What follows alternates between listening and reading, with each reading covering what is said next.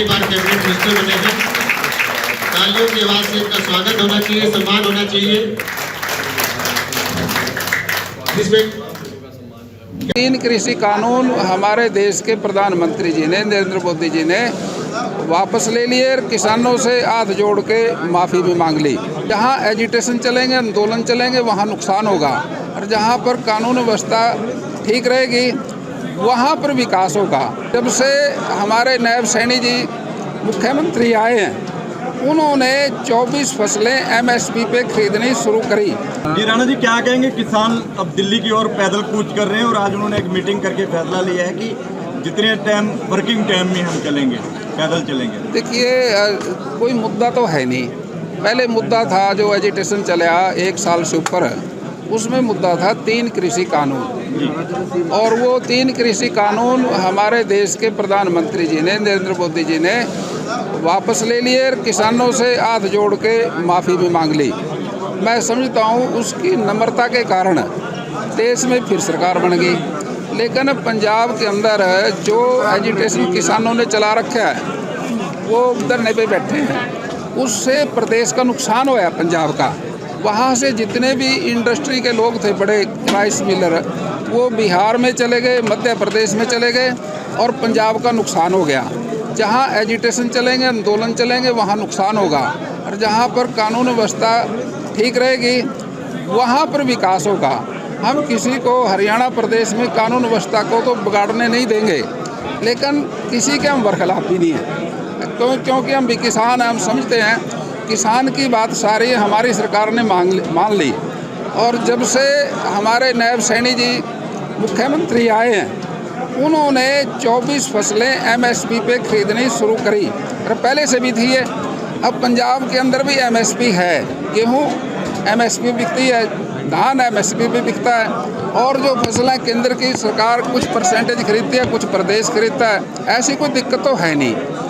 मैं समझता हूँ भाई अपने मुख्यमंत्री से बात करके जो उनकी दिक्कतें हैं वो दूर करा लें, और केंद्र का जो मुद्दा था वो तो ख़त्म है, वहाँ जाने की कोई ज़रूरत ही नहीं है अब। और मैं समझता हूँ, मैंने जो एक देखा ये हमारा एक फार्म है, ये फार्म है जो फार्म नंबर 1, ये बुल्ली मंडी में जो होती है, ये फार्म 8 तीव्रता है इसको।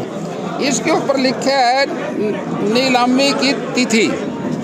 हम ये किसान का माल नीलाम नहीं होता, ये है बिक्री की तिथि, बिक्री की तारीख। हम इसको बदलेंगे, नीलामी शब्द इसमें से निकाल के फार्म में से इसको करेंगे बिक्री की तारीख। नीलामी क्यों किसान के माल की?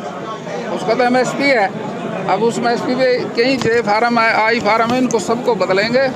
ये परंपरा पुरानी चली आ रही है, पता नहीं कब से चलाई होगी ये, लेकिन किसान की फसल नीलाम नहीं है, उसका बिक्री रेट लगता है, ये बदल देंगे हम। और कोई आप कोई पूछना चाहें तो पराली के ऊपर खाद, तलवार की जगह आपको कलम भेंटती है, कैसी परंपरा लगी आपको? देखिए, तलवार का जब जमाना था तब तलवार से काम लिखे जाता था इतिहास। अब पढ़ेंगे लिखेंगे और बिना खर्चे बिना पर्चे के नौकरी पाएंगे। अब तो पढ़ने का ज़माना है। पहले कांग्रेस के राज के अंदर हमने बहुत लोगों से सुना ये, भाई बापू पढ़ाई से तो नौकरी मिलती नहीं, किसी सिफारिश वाले कोई पैसे दे दे किसी को नौकरी मिल जाएगी।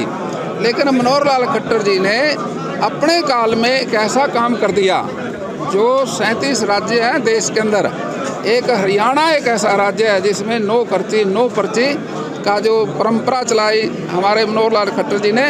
और मैं समझता हूँ उनका तो ऋणी प्रदेश रहेगा और युवा भी रहेंगे। ये बहुत अच्छी योजना है जिसके अंदर, अरे इसका रोल रहा चुनाव के अंदर बड़ा, इससे भी हमारी वोट बढ़ी है और सरकार बनाने में इस योजना ने मदद हुई है। राणा जी, एक बात करें धान को लेकर, लोग किसानों ने कई चीज़ें उठाई हैं, उसमें घोटाले हुए हैं, अब भी कई चीज़ें सामने निकल कर आई हैं, 300 रुपये कम है। और कल भास्कर में देखिए, मैं एक बात करता हूँ, अब कहने को तो बात कोई कुछ भी कहे, कोई अगर पूरे प्रदेश में कोई किसान आके कोई एक दरखास्त देगा, मेरे से किसी ने ऐसा किया है, मेरे से पैसे लिए हैं, मैं उस पर कार्रवाई करा दूँ। भूपेंद्र सिंह हुड्डा कह रहे हैं 3100 रुपये नहीं। अगर भूपेंद्र सिंह हुड्डा का 200 एकड़ का प्लाट है वहाँ पर उत्तर प्रदेश में, अगर उसके पास वहाँ कोई उसके साथ कोई ऐसी बेदबी हुई है, मैं योगी जी को कह के कार्रवाई करा दूँगा। प्रधानमंत्री आ रहे हैं, प्रधानमंत्री आ रहे हैं 9 तारीख को। 9 तारीख को प्रधानमंत्री पानीपत में आएंगे, उसके लिए कल बैठक थी, हमारी सबकी ड्यूटियां लग गई, हम उसको सफल आयोजन करेंगे। आज ने आपने कहा बांग्लादेश में आज भी हालात खराब हैं, वहाँ एक धर्मगुरु थे जो हिंदू, उनको गिरफ्तार किया गया है। अब देखो वो तो हमारा दूसरा प्रदेश है, वो दूसरा देश है, उसकी हम निंदा करते हैं, ऐसा नहीं करना चाहिए। वो तो हमारे को सबको जीने का अधिकार है और अच्छी तरह से हम अपनी चीज़ को जीवित रहना चाहिए, सबने, और खुश रहना चाहिए। राणा जी, पलवल में कल एक चीज़ देखने को मिली है कि खाद्य आपूर्ति विभाग की जो बोरियां थी उसमें मिट्टी और रेत मिला के उनका स्टॉक किया गया था गेहूं की जगह पे। देखिए, अगर ऐसा कहीं कोई आएगा रिकॉर्ड में तो उसके पर कार्रवाई करेंगे, सख्त कार्रवाई होगी।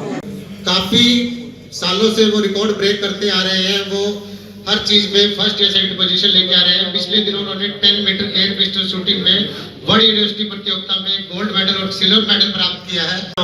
इतनी अच्छी स्टेज हमारे अपने हल्के की बहुत पहली बार देखी और ये हम सबका बहुत बड़ा सौभाग्य है।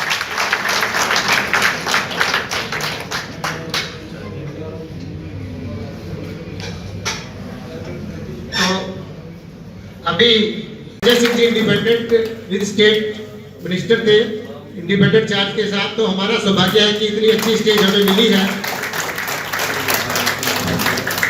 जिसमें पहली बार कैबिनेट मिनिस्टर बने हैं। तालियों की आवाज से इनका स्वागत होना चाहिए, सम्मान होना चाहिए। योगेंद्र राणा जो कि असम से विधायक, कर्नल देवेंद्र जी के प्रयासों से ये धर्मशाला लगभग 2000 में बनी थी। उसके बाद मेरे ख्याल से इस स्टेज पर पहली बार कैबिनेट मिनिस्टर बैठे हैं। बीच में हम सब लोग, हमारे कैबिनेट मंत्री, एमएलए और स्टेज पे जितने भी लोग बैठे हुए हैं, उनके सम्मान समारोह में उपस्थित हुए हैं। सम्मान समारोह भी चल रहा है और उस श्रृंखला में हमारे बीच में कुछ सदस्य अपनी मर्जी से कैबिनेट मंत्री का सम्मान करना चाहते हैं। उस कड़ी में राजेंद्र राणा जी बीजना से वो खुद शॉल लेकर के आए हैं और वो कैबिनेट मंत्री और योगेंद्र भाई साहब का अपनी तरफ से सम्मान करना चाहते हैं। मैं उनसे अनुरोध करता हूँ वो स्टेज पर आए और हमारे मंत्री साहब, केंद्रीय मंत्री मनोहर लाल जी के प्रतिनिधि हैं और मास्टर रिचपाल राणा जी जो हमारे पूर्व अध्यक्ष हैं, सोहन राणा जी जो कि जिला परिषद के चेयरमैन हैं, प्रोफेसर वीरेंद्र चौहान जी और हमारी सभा के संरक्षक कर्नल देवेंद्र जी और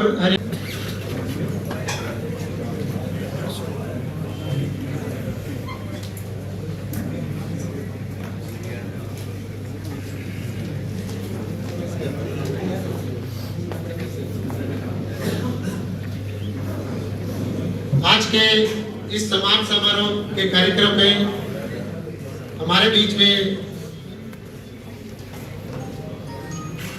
हरियाणा सरकार के कैबिनेट मंत्री श्री श्याम सिंह राणा जी, बहुत ही लोकप्रिय विधायक असम से हमारे भाई